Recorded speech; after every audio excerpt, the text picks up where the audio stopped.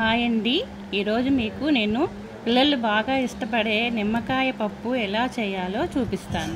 నిమ్మకాయ పప్పుకి కావాల్సిన పదార్థాలు: పెసరపప్పు 1 కప్పు, 3 నిమ్మకాయలు, 2 పచ్చిమిర్చి, కరివేపాకు 2 రెబ్బలు. పెసరపప్పుని బాగా కడిగి తర్వాత కుక్కర్లో పెట్టుకొని 1 కప్పుకి 2 గ్లాసుల నీళ్లు పోసుకోవాలి. తర్వాత కుక్కర్ మూత పెట్టుకొని 3 విజిల్స్ వచ్చేదాకా ఉంచుకొని కట్టేయాలి. నిమిషాల తర్వాత మూత ఓపెన్ చేసుకొని చూడాలి.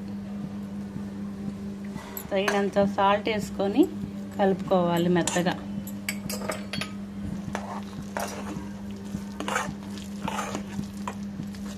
నిమ్మకాయ రసం తీసుకోవాలి గింజలు లేకుండా.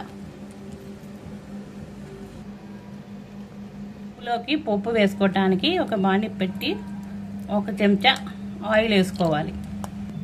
ఆయిల్ వేడెక్కినాక కొంచెం జీలకర్ర, ఆవాలు, ఎండుమిర్చి,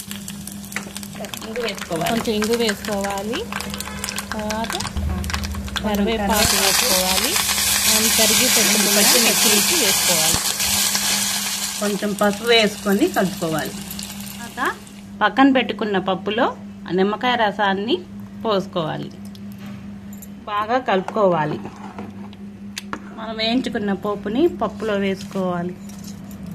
ఉప్పు వేసుకొని బాగా కలుపుకోవాలి.